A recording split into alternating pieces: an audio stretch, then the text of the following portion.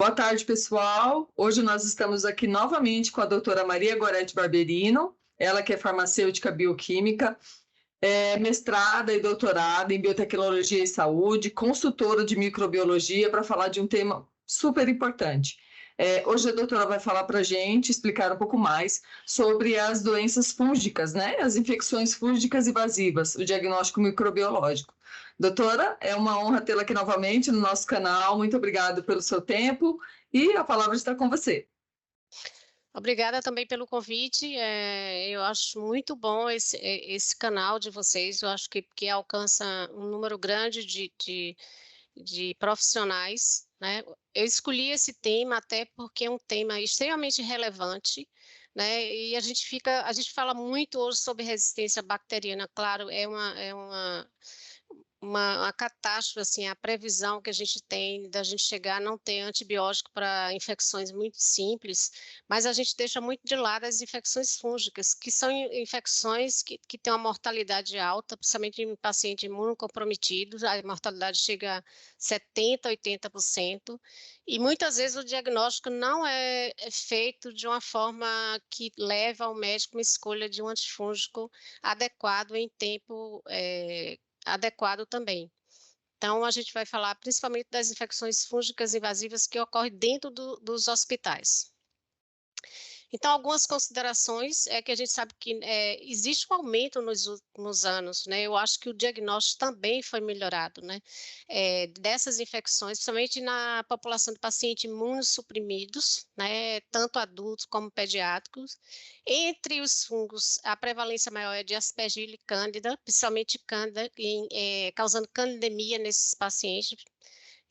Mas outros fungos também têm aparecido, a exemplo de mucorales, tricócio, fusários e entre outros.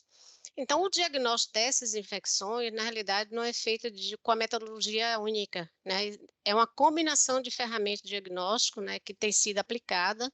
Então, tanto os exames convencionais, como o exame direto e a cultura, como os não convencionais, que é a detecção de anticorpo, antígeno e testes moleculares.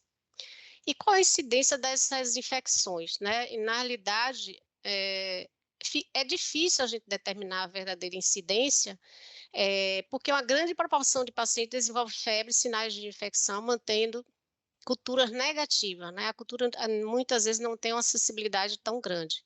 Então, essa infecção não é diagnosticada e muitas vezes é tratada por dados epidemiológicos, por questões clínicas do paciente, né? A possibilidade dele ter realmente essa infecção. E a outra coisa diante disso, às vezes o paciente recebe a terapia antifúngica empírica, prolongada, com resolução bem-sucedida dos seus sintomas, né? Então, existe um subconjunto desses pacientes que apresentam infecções fúngicas não diagnosticadas devido à baixa sensibilidade, principalmente das culturas, que é uma metodologia mais utilizada nos laboratórios de rotina.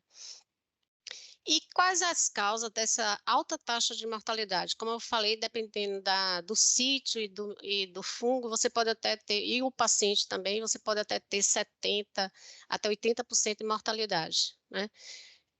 Aumento da carga econômica associada a essas doenças, falha em diagnosticar adequadamente, isso é a principal coisa, o não diagnóstico dessa infecção fúngica. Então, muitas vezes o médico entra com antifúngico empírico, mas muitas vezes é assim, o fungo que está causando essa infecção é um fungo que não responde àquele antifúngico. Então, existe realmente uma deficiência do laboratório, não é uma deficiência muito às vezes de insumo, né, que consiga fazer o diagnóstico, mas a deficiência também é por falta de expertise do microbiologista. E quais são as razões para um diagnóstico fungo precoce dessas infecções, né? A infecção fúngica é considerada um fator de mau prognóstico, né, e precisa estabelecer prevenção aprimorada, detecção precoce, estratégia de tratamento avançado, e isso significa um diagnóstico microbiológico para que isso ocorra. E quanto ao microbiologista, o que ele deve ponderar diante de um isolado de fungo? Na realidade, muitas vezes a gente isola um fungo que ele pode ser só um contaminante de ambiente, mas nem sempre ele é um contaminante. Isso depende qual paciente você isolou, né? Então, é um paciente imunocomprometido, um paciente com leucemia, um paciente transplantado, né? E aí a gente pensa, estará o fungo oportunista causando infecção nesse paciente? Houve mais de uma cultura positiva para o mesmo fungo? Esse paciente produz algum fator de risco, uma predisposição para ter esse fungo causando essa infecção? E o fungo isolado é capaz de causar os sintomas de infecção sobre investigação, então muitas vezes o microbiologista precisa ponderar junto com o médico, o infectologista ou o clínico que esteja acompanhando esse paciente, quando ele está diante de um fungo que, teoricamente, ele pode ser de ambiente, ele pode ser um oportunista. Isso ocorre também quando a gente isola uma bactéria que não é reconhecidamente causando infecção de rotina no laboratório de microbiologia.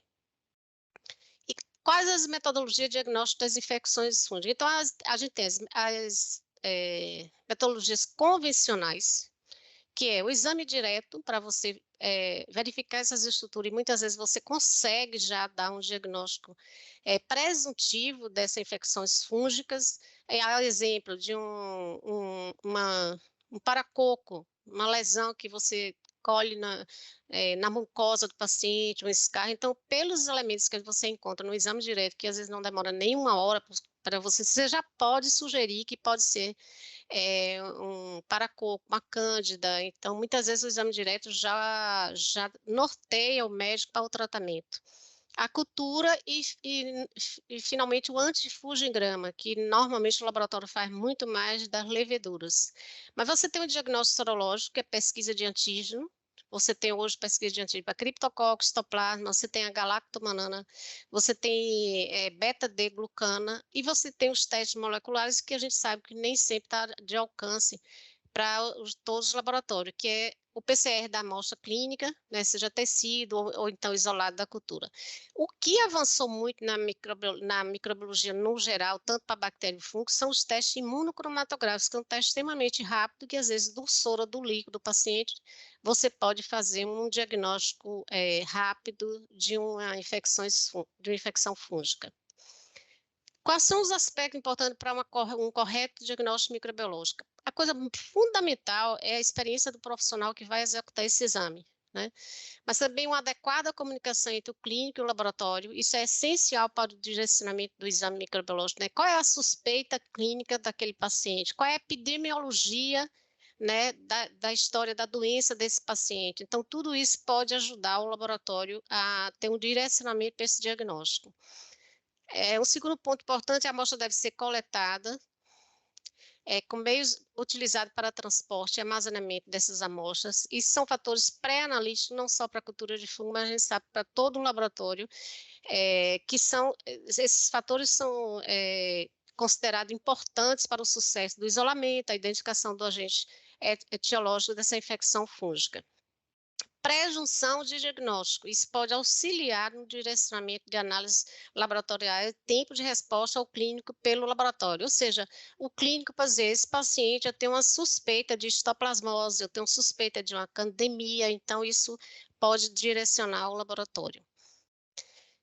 Quando você parte para o processamento dessas amostras, né? Então, todas as amostras, seja líquido, secreção, tecido dos pacientes com suspeita de infecção, além de cultura, deve ser realizado o exame direto a fresco ou corado. Da mesma forma que, diante de uma secreção, por exemplo, para uma cultura para bactéria, você deve fazer um GRAM para você ter um parâmetro de comparação entre a cultura e o exame direto. Então, quando o laboratório faz um exame a fresco, um exame corado, pensando em fungo, né, quando ele observa qualquer elemento fúngico, seja uma levedura, uma hifa septada, uma hifa hialina, uma hifa demácea, ele deve comunicar imediatamente ao médico. Esse diagnóstico presuntivo do fungo, que é um diagnóstico rápido, muitas vezes auxilia, porque muitos fungos eles demoram, às vezes, eles começam a crescer acima de 10, 15 dias. Então, o médico já inicia uma terapia pensando, pelo menos, mais direcionada, pensando naquele grupo de fungo que provavelmente pode estar causando essa infecção. Quando você tem hifas sugestivas de aspergillos no tecido, isso é um padrão de referência para o diagnóstico de aspergilose invasiva, que é uma doença grave, geralmente é infecção pulmonar, né?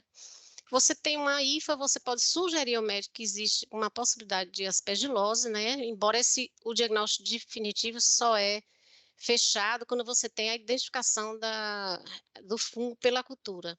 Ao realizar a biópsia, enviar sempre para o laboratório sem formol, lembrar disso, além da anatomia, que é um outro exame, que é o exame histopatológico, que pode dar um diagnóstico também para uma infecção fúngica. Então, para exame direto, a gente tem exame a fresco, hidroxipotássio, que vai variar de 20% a 40%, dependendo se é raspado de pele, se é fio de cabelo, se é uma secreção que tenha muito espessa, então você pode usar uma concentração maior. Você tem o que a gente chama tinta da chimina, que na realidade dá um diagnóstico presuntivo, como vocês estão vendo nessa foto aqui. Isso aqui é um líquido com um diagnóstico que a gente, vendo essa estrutura, que são leveduras com brotamentos, com essa cápsula contornando, isso aí é um diagnóstico de um criptococo. Então, é um diagnóstico rápido. Você tem a histopatologia, que são várias colorações que é usada, mucicarmim, que é uma coloração bastante usada para criptococo, hematoxilina. Você tem mesmo, às vezes, uma coloração de GRAM, de Gimes, que pode lhe ajudar a visualizar essas estruturas e você dá um resultado preliminar desse exame. Então, o exame microscópio, apesar de baixo custo, rápido, pode ser menos sensível do que a cultura e, portanto, um resultado negativo não descarta a infecção fúngica. Por isso, a recomendação que você tem que ter o exame direto e a cultura. O fato do exame direto dar negativo não significa que a cultura não vai crescer. Então, você também tem a histopatologia, geralmente é enviado mais, às vezes, tanto secreções, um escarro, mais tecido. Então, eles vão avaliar também a presença dessas hifas, se essas hifas são claras, se as hifas são escuras, né?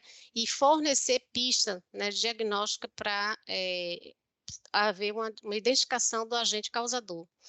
Mas nem sempre é possível realizar uma biópsia. Por exemplo, paciente que tem coagulopatia, trombocitopenia, neutropenia, pode ser um fator de risco para a realização dessa biópsia. Então, assim como o microbiologista descreve as estruturas que ele vê no exame direto, o patologista também vai fazer a descrição dessas características morfológicas desses elementos fúngicos, além da reação tecidual associada. Falamos do exame direto, falamos agora da parte da cultura, né? Apesar de ter uma baixa sensibilidade, às vezes menos de 50%, longo tempo de incubação, que você tem que incubar uma cultura, no mínimo 20 dias, às vezes você precisa de 30 dias para incubar. O que é que você tem, às vezes, uma cultura que é mais rápida? Porque se você suspeita de cândida, normalmente, em 3 dias você tem um resultado, né? A depender da espécie, você vai ter um tempo mais curto ou mais longo de crescimento, mas normalmente as leveduras têm um crescimento mais rápido. Então, a cultura continua sendo padrão ouro, né, e a realização do teste de suscetibilidade in vitro. O volume da amostra meio utilizado pode impactar na sensibilidade desse teste. O que é preciso para realizar uma cultura para fungo? Então, se a gente for comparar com a rotina de microbiologia, a parte de diagnóstico bacteriológico, a gente vai ver que a gente precisa de poucos meios, né? Então, você tem que ter um Agar Saburô com clorafenicol. O Agar Saburô, ele vai crescer praticamente todos os fungos. Um agar seletivo para fungo, que é um agar crescido de ciclohexamida. Alguns fungos não vão crescer nesse meio, por isso você precisa ter os dois meios. A exemplo, aspergillus, a exemplo de criptococo, então a ciclohexamida às vezes inibe esses fungos. Você tem que ter um agar batata. O ideal é que quando você for fazer, por exemplo, antibiograma, antifugigrama para cândida, que você tem uma semeadura no água-batata. O água-batata a gente vai ver também que ele é bom para você fazer cultivo em lâmina. Azul de algodão, que é uma coloração que você faz para o exame direto, para você observar essas estruturas melhores. Meio hoje tem um grande avanço, que são os meios cromogênicos. Esses meios ele identificam as principais espécies de cândida. Você tem os frascos de hemocultura, que você injeta tanto sangue, mas também uma medula, ou uma punção de um local, num sítio primariamente estéril, você pode injetar direto no vaso de hemocultura, principalmente quando você suspeita de levedura. Uma coisa que às vezes o laboratório não se atenta é a temperatura adequada para o crescimento desses fungos. Eles não vão crescer bem se você vai colocar de 35 a 37 graus. As leveduras, muitas vezes, elas crescem, mas outros fungos não. Então, você tem que ter uma estufa que esteja entre 28 e 30 graus, e com adequada umidade nessa estufa, você tem um crescimento adequado. E microscópio. Mas o ponto crucial desse diagnóstico é a expertise do observador. Então, aqui falando sobre a cultura, normalmente a gente bota entre 28 e 30, mas você não pode estar abaixo de 25, nem acima de 30. Normalmente, 3 dias a 4 semanas, a depender, né, do fungo que você espera estar envolvido nessa infecção. Metodologias manuais de identificação, a gente tem os meios cromogênicos, que pelo menos ele vai identificar Candida albicans, ele vai lhe dar um diagnóstico positivo de Candida tropicalis, cruza, e quando é outra espécie, normalmente ele não dá a coloração. Você tem uma linha da Biomerê, que é a linha AP, que é um teste bom, mas ele tem um custo mais alto. E quando você tem um fungo filamentoso, você pode fazer cultivo em lâmina, caso você não consiga fazer uma identificação, fazendo um exame direto do crescimento da colônia. Hoje a gente tem um avanço grande, que é a identificação de leveduras pelo sistema automatizado, seja o sistema da Biomerê ou da BD, então a gente tem cartões de identificação. No sistema da Biomerê nós temos cartões de antifugigrama, embora eles tenham algumas observações, esse cartão precisa ser atualizado, porque ele tem falha em alguns pontos de corte e liberação de alguns antifúngicos. E você tem hoje o grande avanço da microbiologia, que é a identificação via Mal-de-Toff, que ele é capaz de identificar todas as leveduras que são consideradas potencialmente patogênicas, e também os fungos filamentosos. Isso melhorou, a introdução do Mal-de-Toff melhorou muito nessa questão da identificação, especificamente os fungos filamentosos. O antifugigrama você tem a metodologia, o padrão ouro seria a microdiluição, mas a gente sabe que é não factível para todo laboratório, né? A gente tem o cartão do Vitek, mas ele tem algumas ressalvas, por exemplo, para os pães de corte do BRCAX, ele precisa ser totalmente reformulado, mesmo para o pão de corte do Celeci, ele tem algumas falhas, principalmente com a fotoricina e às vezes com a micafungina, caspafungina, especialmente caspafungina. Mas você tem outras metodologias, que seja disco de fusão, isso aqui é factível para qualquer laboratório fazer, a gente tem um meio específico, que é H-melerrinto com azul de metileno, você tem que ter também expertise em fazer o teste e na leitura do teste, mas é um teste que você pode fazer o sistema automatizado e fazer uma complementação com o disco, quando ele dá algum resultado que seja discordante, ou mesmo você fazer para os principais antifúngicos. Então, hoje a gente tem disco de fluconazol, voriconazol, caspofungina, e tem ponto de corte nem sempre por BRCAX, mas alguns têm pelo CLSI. Então, a microdiluição é o padrão ouro, mas também a gente tem gradiente fita em disco, o meio é um meio diferente, é um meio RPMI, mas também precisa de expertise do observador, né, porque não é igual a leitura que a gente faz de fita gradiente para bactéria, existe esse fenômeno que a gente chama train, e a MIC, quando você vai ler, você tem que ter um pensamento diferente de bactéria. Enquanto bactéria, a gente lê o ponto de interseção, que não tem crescimento nenhum, aqui a gente lê quando você vê um crescimento menor do que o tapete todo, você termina lendo, considerando isso ainda como sensibilidade.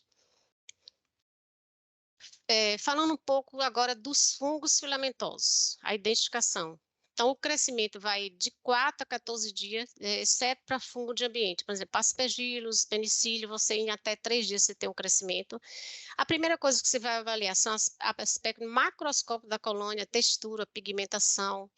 E tem algumas técnicas que você pode fazer. Esgarçamento, que é uma lâmina direta dessa cultura, em que você bota um azul de metileno e você vai ver estruturas, macroconídeo, microconídeo. Então, por isso que eu digo que precisa de uma expertise grande do observador, ele precisa já ter visto né, casos com isolamento desses fungos. Aí, quando você não consegue fazer uma identificação direto da colônia, você pode fazer microcultivo, essas técnicas são disponíveis nos manuais, e se você tem mal do TOF, você já pega dessa colônia, pode passar diretamente no mal do TOF. Existem alguns kits de protocolos para identificação no mal de TOF, então cada um vai estabelecer sua rotina no seu laboratório.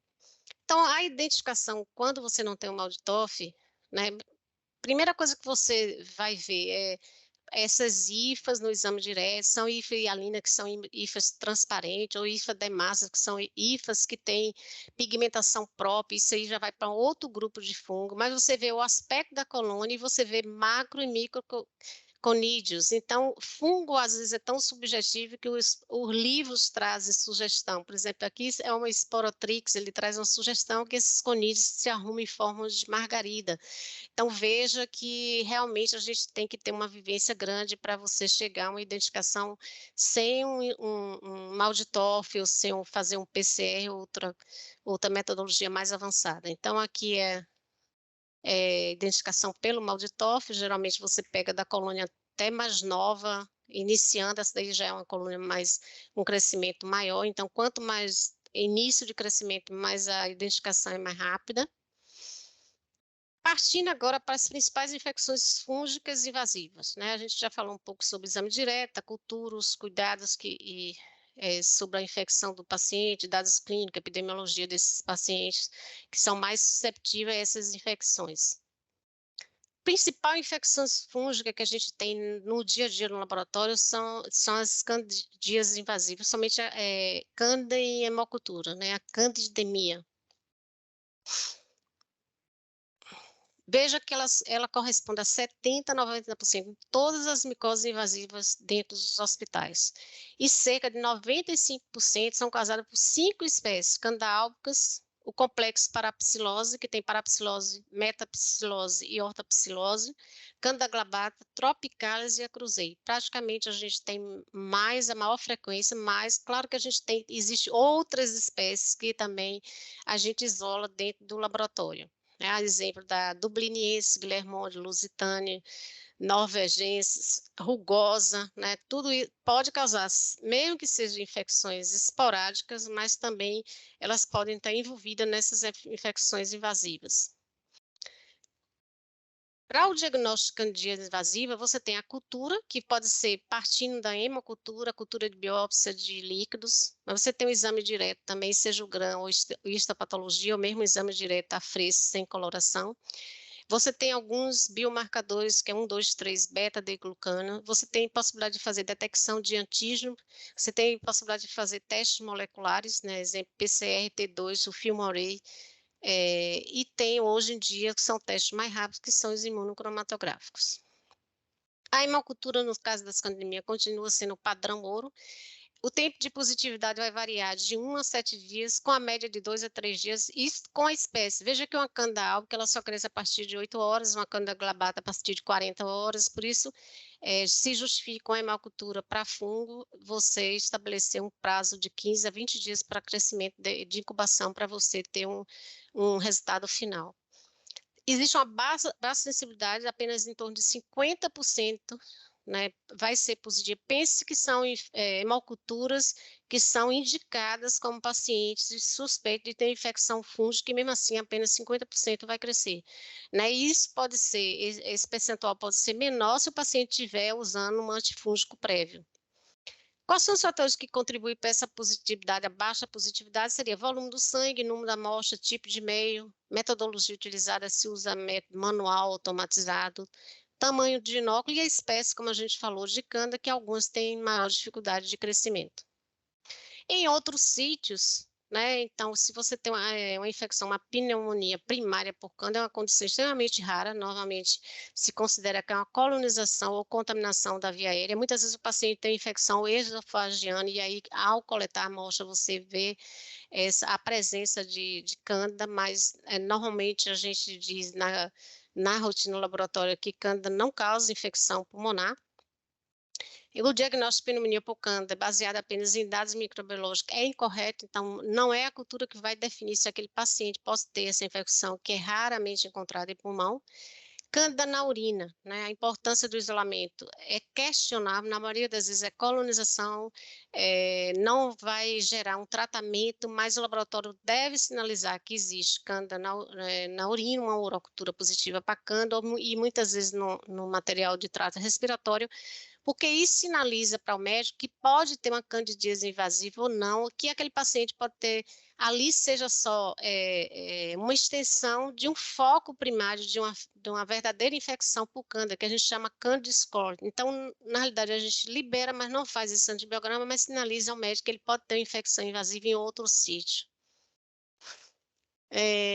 Aqui, muitos laboratórios ainda, infelizmente, liberam cândida albicans e não álbica, mas isso não atende os trabalhos mundiais e os trabalhos brasileiros, latino-americanos, mostram que hoje a gente tem uma prevalência muito grande de cândida não álbicas nas infecções de correntes sanguíneas. Daqui foram 20 centros de 7 países latino-americanos, veja que teve cândida álbica 38%, mas quando você soma as não álbicas, o percentual é superior às cândida álbicas, e o que a gente vem observando, na realidade, é resistência a fluconazol. Fluconazol antes era droga de escolha para tratamento de fungos, de candidemia, hoje já não é, porque a gente tem observado resistência dessas cândidas a fluconazol, que não seja a espécie clusa, que é resistente naturalmente, e a glabata também, que já se espera que tenha uma certa resistência.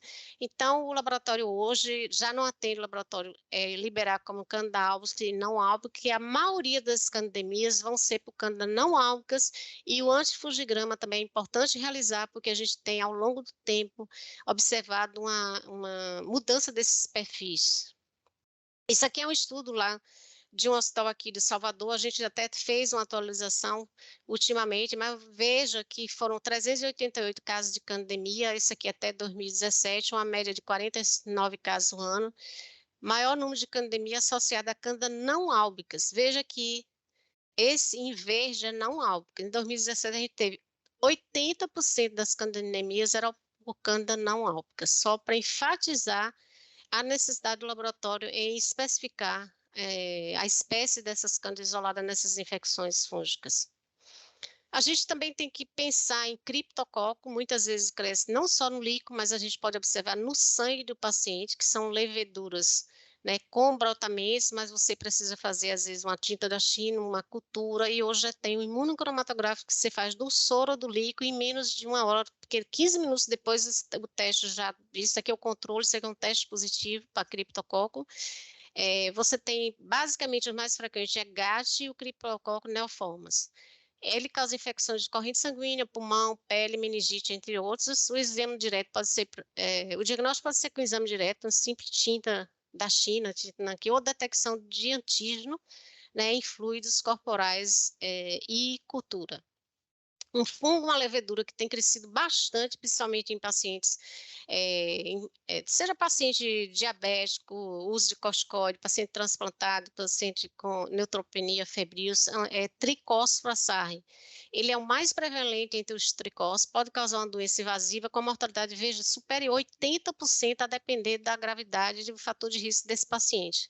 Então, hoje é considerada a segunda levedura mais prevalente em pacientes com doenças hematológicas malignas, e o diagnóstico pode ser feito por exame direto e cultura. É uma cultura que ele cresce em qualquer mês, isso aqui é um cled, isso aqui é um saburô, mas ele vai crescer, esse fungo vai crescer em água-chocolate, quando você passa uma hemocultura em água-chocolate, ele cresce em água-sangue, ele vai crescer em cled, ele vai crescer às vezes em meio cromogênico, então é um fungo de crescimento, de um bom crescimento em diversos meios, porém precisa de diagnóstico. Então, se eu tenho esse fungo, faço um GRAM e eu libero isso como levedura apenas, quando a gente libera a levedura, o médico sempre pensa em cândida. Então, a gente tem que conseguir fechar um diagnóstico, pelo menos de Tricóspora sp, porque a mortalidade de infecções de Candida em corrente sanguínea é em torno de 50%, mas a mortalidade de Tricóspora é muito maior. Geralmente ele cresce quando o paciente usa vários esquemas de antifúngico, tem infecções bacterianas, infecções fúngicas, e usa antifúngicos profiláticos, às vezes é assim, se considera o último fungo, né, a crescer depois de um longo tratamento com antifúngicos, e por isso a mortalidade tão alta. E o que mudou com a Covid, né, com a pandemia? O que a gente viu foi muitos aumento de infecções invasivas, né, em pacientes com Covid, pacientes em UTI com fatores de risco ou doenças subjacentes. A incidência de 10% de co-infecção durante a Covid em paciente hospitalizado na UTI, e entre elas uma infecção por aspergillus, a gente viu muito na bancada esse fungo crescendo e causando infecções fúngicas nesse paciente, com a mortalidade em centros da Europa em torno de 23%. Então, veja aqui em pacientes, mais uma vez mostrando fungo nesses pacientes durante a COVID, está aqui Cândida em primeiro lugar, mas seguido de a espécie de Cândida diferente, mas vem aqui o tricósforo, mas a gente viu aspergillus, fusário nesses pacientes, então é preciso não só fazer diagnóstico de Cândida e tricósforo, mas o laboratório tem que estar atento a esses outros gêneros e espécies de fungos que também são envolvidos nessas infecções nesses pacientes críticos. Então, a Cândida mais isolada durante a pandemia, né, mundialmente, foi a Cândida parapsilose, é uma Cândida que ela, além de ter uma resistência muito alta à fluconazol, ela forma biofilme e é uma Cândida que é assim, persistente. O paciente pode usar, às vezes, antifúngico e crescer em uso desse antifúngico, né? Muitas vezes esse paciente tinha mais de uma espécie de Cândida no sangue, em torno de 24% desses pacientes, e mais de 50% usava antifúngico prévio, que leva a maior exposição à infecção por esses micro-organismos. Então, a identificação completa vai ajudar na utilização da terapia precoce e assertiva.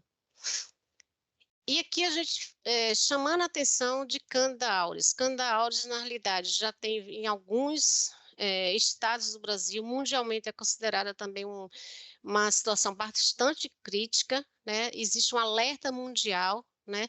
E esse alerta não só se limita às bactérias MDR, mas a gente tem um grande problema à frente, que é o diagnóstico de Candida auris no laboratório de microbiologia.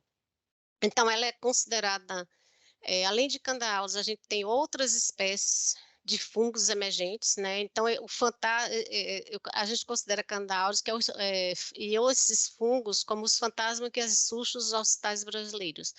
Né? A Candida auris, a maioria dos laboratórios vai ter grande deficiência de chegar a essa espécie, é uma Candida que tem uma disseminação muito grande, e a gente acredita que já existe em outros hospitais brasileiros, mas muitos laboratórios não conseguem chegar a nível de espécie de Candida e por isso talvez não foi ainda notificado. Então, documentado, a gente tem casos na Bahia, Pernambuco, São Paulo e Rio de Janeiro, não sei se atualmente tem outros estados, mas até onde eu sei é isso aí, mas provavelmente, repito, a gente tem outros estados brasileiros, em outros hospitais que não estão sendo diagnosticado. Então, o diagnóstico precisa uma arma indispensável com esse superfungo. Por que se chama superfungo? Porque, na realidade, ele é resistente a quase todos os antifúngicos disponíveis para uso, né? Resta caspofungina, micafungina, mas já tem resistência documentada também a esses antifúngicos. Né? A confusão entre Candida auris e outras espécies pode afetar o tratamento de infecções de diversas maneiras, como atraso no diagnóstico, uso inadequado de medicamento, agravamento dessa infecção. Né? Então, os laboratórios clínicos, os hospitais precisam estar preparados e capacitados para oferecer exame que identifique a presença dessa espécie de Candida e também acelere esse tratamento.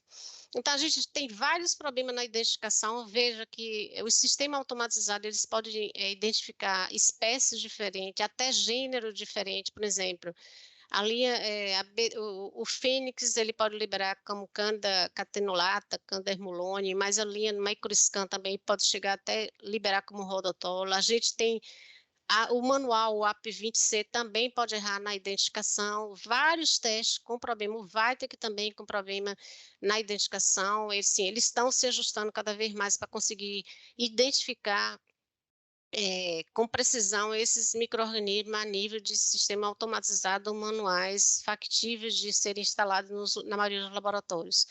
O MALDI-TOF é o único aparelho que hoje identifica, né, e consegue diferenciar Candaules das espécies de Cândido. Ele tem no banco de dados dele mais de 4 clones filogenéticos, né? Então, isso permite com que o laboratório que tenha MALDI-TOF consiga identificar. Mas as outras metodologias, exceto, claro, uma biologia molecular, um PCR, o laboratório precisa confirmar o que ele encontra, tanto no sistema automatizados, ou os outros sistemas automatizados, como em meio cromogênico, como em sistema manuais, né? Existe um meio cromogênico que é o Candida Plus, né? Ele dá um indício que é uma cor azul claro com halo azul escuro, porém, quem testou esse meio viu que o Candida parapsilose dá também uma coloração e um halo similar a esse, então toda vez se você usa esse meio, você precisa confirmar num laboratório de referência. Então, aqui só mostrando que as coisas não param por aí, então a gente tem, vendo outras cândidas também com mecanismos de resistência emergente, tem essa cândida vulturna, você tem cândida hermulone também já surgindo diversos mecanismos de resistência, veja, resistência também em cândida parapsilose a fluconazol, mas também já mostrando algum indício de resistência para cândida parapsilose em equinocandinas. Então, essa resistência antifúngica representa uma ameaça silenciosa, mais devastadora, que pode comprometer o tratamento de várias doenças fúngicas e aumentar a mortalidade e morbidade no todo o mundo. Quanto aos fungos filamentosos, falando aqui da importância clínica deles, então a gente tem o número 1 que a gente considera aspergillus.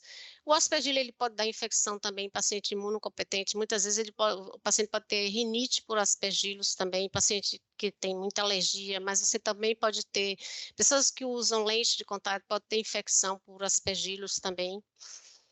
Então, o Fumigates é o principal agente, né, em pacientes imunocomprometidos, mas você tem outros. Inclusive, durante a pandemia, a gente viu até muito mais essa espécie Flavus, Niger, do que o próprio Fumigates. Então, é uma condição associada à severidade, altas taxas de mortalidade dessa infecção, até 95%, e veja que a principal causa de óbito em pacientes em transplante de medula óssea. Os fatores de risco vai ser neutropenia, aqueles pacientes transplantados, e imunossupressão por corticoide. O diagnóstico laboratorial, às vezes, você consegue estabelecer, ou pelo menos suspeitar, no exame direto, seja da biópsia, lavado, né, ou do escarro, porque você tem hifas com certas características que quem trabalha com micologia consegue, pelo menos, dizer uma suspeita do resultado, que é hifialina, dicotomizada, em ângulo agudo. Você tem pesquisa de antígeno, que é galactomanano, você pode fazer a cultura, a histopatologia, ou se você tem maior recurso, fazer teste baseado em PCR. Pode causar, no trato respiratório, que é a principal infecção, você pode fazer o diagnóstico da cultura da secreção, mas você tem que ter uma discussão clínica sobre a possibilidade desse paciente ter infecção por aspergillus, que pode, às vezes, crescer na placa simplesmente por contaminação do ambiente. A recuperação em trato respiratório pode sugerir doença invasiva no hospedeiro imunocomprometido. Você fazer uma biópsia, né? Alguns pacientes você não consegue fazer essa biópsia, uma biópsia transbronco, escovado, pode ser frequentemente dar falso negativo às vezes, mas você também pode isolar sangue, líquido e medula. Raramente você encontra uma hemocultura positiva pelo aspergillus. E tem a histopatologia, né? Você pode diagnosticar na histopatologia, então sugerir, né, vários fungos, além de aspergillus também, a exemplo de fusário, cedospóreo, que tem, às vezes, hifas similar às aspergillus, então, às vezes, o histopatologista ele só consegue dizer que provavelmente é um fungo do grupo, né, dos fungos, por exemplo, hialinos, que pode ser um aspergillus, mas pelo menos ele pode dar uma sugestão para guiar o médico num tratamento inicial.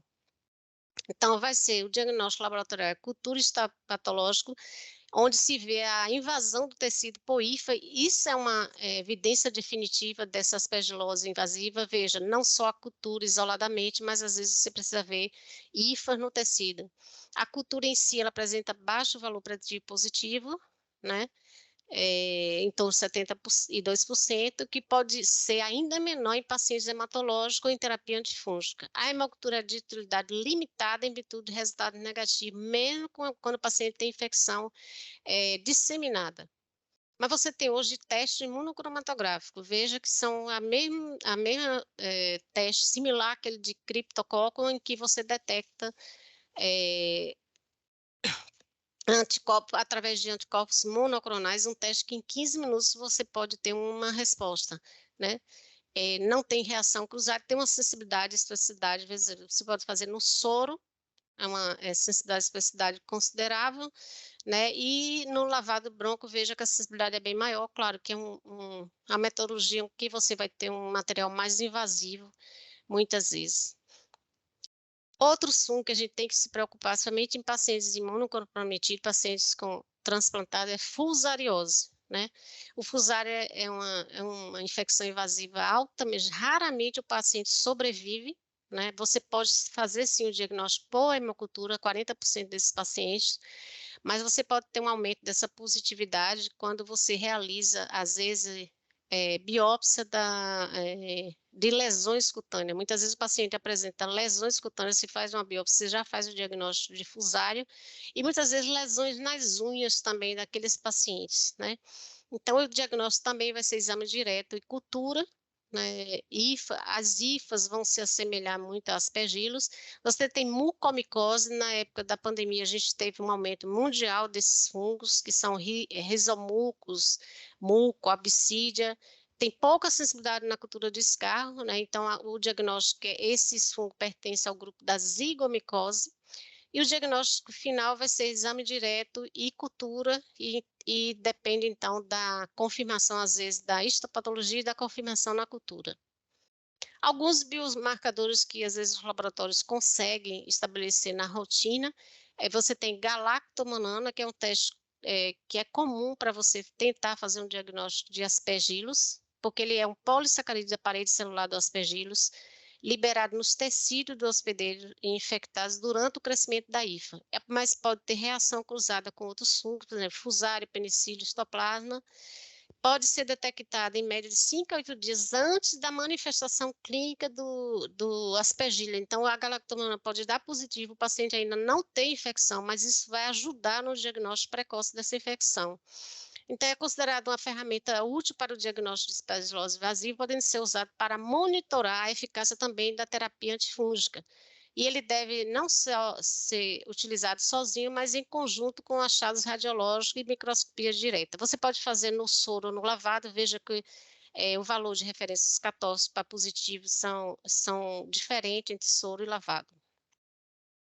Você tem 1, 2, 3 beta-glucano, também é um teste mais caro, e a detecção, ele também não é específico, embora seja direcionado para Candida, mas ele não é específico para Candida, mas ele pode dar positivo em outras espécies, exemplo de aspergilo, fusário, tricócio. Você pode ter falso positivo, quando você tem bacteremia, por gram positivo e gram negativo, o paciente tem mucosite, colonização da mucosa com Candida, uso de albumina, então tem vários interferentes, inclusive uso de antibiótico que pode dar também um falso positivo. Tem uma sensibilidade, veja, que uma variação grande de 55 a 100, uma especificidade melhor. O alto valor preditivo negativo alcançado pelo teste torna-se útil para ajudar a excluir a candidemia. Então, quando ele dá negativo, ele tem um valor até maior do que quando ele dá positivo. Outras metodologias, aglutinação em látex, que a gente tem, por exemplo, para diagnóstico de criptococo, que isso tem avançado para essa metodologia. Você tem ELISA, PCR, você tem T2 Candida, que é um aparelho que você utiliza direto do sangue do paciente, e você pode fazer diagnóstico de algumas espécies de Candida mais prevalente, e esse teste cromatográfico, né? Você tem testes hoje para criptococo, histoplasma, para aspergilos. e tem o PCR. Aqui eu vou botar alguns casos, finalizando, são os desafios do laboratório de microbiologia no diagnóstico microbiológico. Veja quando eu falei daquelas lesões que às vezes o paciente chega em dedos, em lesão de pele, de unha. Então, geralmente, o hematologista, o oncologista, ele observa essas lesões. Se ocorrer, ele já pede biópsia, pede cultura para fungo, porque muitas essas lesões são sinais de uma possível infecções fúngicas invasivas depois. Então, paciente imunodeprimido, com leucemia, com inúmeras lesões de pele, apresentava sinais clínicos sugestivos de infecção de corrente sanguínea com amplo estênio terapêutico, tanto para cobrir bactéria como fungo. E chamando a atenção, como eu falei, as lesões de pele, micose de unha ou interdigital nesses pacientes, o ideal é que colha e já faça a cultura. A gente teve um diagnóstico no frasco de hemocultura, vejam a IFA, que isso aqui é um macroconídeo, que é característico do fusário, um crescimento em água chocolate. Quando fez o exame direto, está aqui o macroconídeo típico de um fusário, que é um macroconídeo que chama atenção em forma de banana, de barco. Veja que são associações, às vezes, que os autores fazem, tal é a complexidade de uma detecção de um fungo, principalmente filamentoso. Isso aqui é a cultura, né? O crescimento é rápido e no auditório você consegue identificar quando inicia esse crescimento, senão você tem que fazer lâmina ou microcultivo. Esse aqui é um segundo paciente, uso de catéter, ventilação mecânica, sonda e esquema terapêutico amplo, né, apresentar sinais clínicos sugestivos de infecção, foi solicitada urocultura e hemocultura. Então, chama atenção para uma avaliação criteriosa, né, dos resultados de urina com micro-organismos comuns em infecção do trato urinário, tem que ter critérios clínicos, laboratorial, e sempre consultar o CCH, o infectologista. Então, chamo muita atenção nas aulas para essa comunicação entre o microbiologista e a equipe médica. Então, cresceu uma cândida parapsilose maior que 100 mil. Devo liberar os resultados? Existe laboratório que libera isso como negativo, existe o que libera positivo e faz antibiograma, mas a recomendação é não fazer o antibiograma, liberar com alguma nota, isso é sinal, muitas vezes, só de colonização ou aquilo que eu falei, Candida score, que sinaliza para o médico que esse paciente pode ter infecção invasiva em um sítio importante que também está associado a esse encontro na hemocultura. Então, falando um pouco do resultado da microbiologia versus a prescrição médica, chamando a atenção disso, um paciente imunocomprometido, pós-transplante, de medula em fase de recuperação, febre ou sinais clínicos compatíveis infecção de corrente sanguínea. Foram solicitados 3 pares de hemocultura, aeróbica, anaeróbica e fungo. Só chamar a atenção que nem toda levedura é cândida, então liberar para um médico levedura ou cândida space já não atende, repetindo a complexidade que a gente tem, principalmente em hospitais que tem transplante, pacientes em UTI também com fatores de risco, comorbidades variadas. E aí a gente viu no GRAM essa estrutura, né, lembrando IFAs fragmentadas. Aqui você pode sinalizar para o médico que tem um fungo. Se você não vê a estrutura de levedura, você pode conversar com ele por telefone. Muitas vezes você vê uma levedura, você pode dizer que é uma levedura, mas esse diagnóstico não pode parar por aí. Veja o crescimento em saburô. Aqui o grã da colônia, você vê essas hifas fragmentadas, e isso foi um diagnóstico de Tricóspora sarre, que é uma situação mais grave do que uma candidemia, muitas vezes.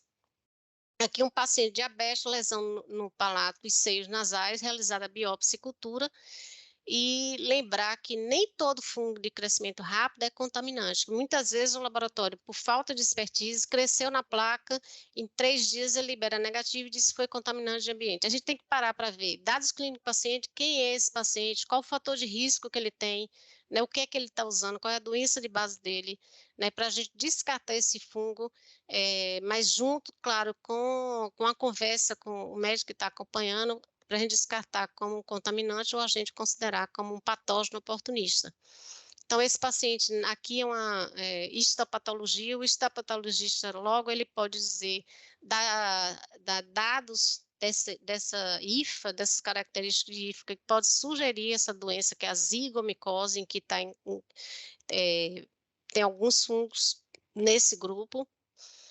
Aqui foi uma cultura de crescimento rápido, essa cultura cresce em 3, 4 dias, já tem tomado a placa inteira, isso aí não é um contaminante, é uma lesão de nariz necrosada que foi causada pelo Rhizops, que é um fungo invasivo, principalmente, a gente viu na época do Covid, mas também dá muito em paciente, por exemplo, paciente diabético, paciente em uso de corticoide, é um fungo com um crescimento extremamente rápido, no entanto, ele não é um contaminante de ambiente. Aspirado traqueal no paciente internado, né? Veja que eu tenho paciente com internamento longo, fatores de risco, paciente muitas vezes com dispositivo invasivo e com sinais clínicos e radiológicos de infecção do trato respiratório baixo. Eu encontro colônias de aspergilo, veja a quantidade não é grande, mas eu devo conversar com o médico da possibilidade disso aqui estar causando uma verdadeira infecção no paciente e não descartar rapidamente, sem ver isso como um contaminante de placa de ambiente. Então, concluindo, as infecções fúngicas oportunistas são consideradas importantes na mortalidade e morbidade em pacientes imunocomprometidos. O tratamento precoce é vital, portanto, a detecção precoce dos pacientes que requerem tratamento antifúngico deve ser uma das metas mais importantes na gestão das infecções fúngicas invasivas. Abordagens tradicionais, como exame micológico direto, um microscópio, seja coloração, seja um exame a fresco, uma avaliação histopatológica e a cultura ainda são os métodos de padrão ouro, mas o diagnóstico é geralmente difícil, a gente reconhece, né? O olhar diferenciado para o paciente crítico, principalmente o paciente oncohematológico e transplantado. Lembrar que todas as amostras clínicas de pacientes de alto risco para infecção devem ser cultivadas para fungos. Todos os fungos recuperados de locais estéreis devem ser identificados até o nível de espécie e notificados para o médico. Então, infecções fúngicas invasivas precisam de diagnóstico, tratamento precoce, rápido e assertivo, que significa sobrevida do paciente. Muito obrigada pela atenção. Eu queria deixar aqui meu Instagram, em que eu coloco vários casos clínicos, revisão de artigos, nesse Instagram, exclusivamente de microbiologia, tanto a parte de bactéria e fungos. Bom, eu convido a todos a seguirem o Instagram da doutora, que tem realmente muito conteúdo lá sobre isso. E gostaria de agradecê-la, dizer a vocês que essa é a segunda aula que ela dá para a gente aqui nesse canal, espero que seja a segunda de outras. E agradecer a doutora por tanta informação importante, é realmente um nicho bem específico e muito importante. Eu trabalho em hospital oncológico, sei como que é difícil e essa aula é muito importante para nós. Muito obrigada, tá? Pela tua presença aqui. E aproveitem, sigam a doutora e qualquer dúvida, deixem nos comentários ou então procura a gente nas redes sociais que a gente vai sanar para vocês. Um abraço e até a próxima. Até a próxima.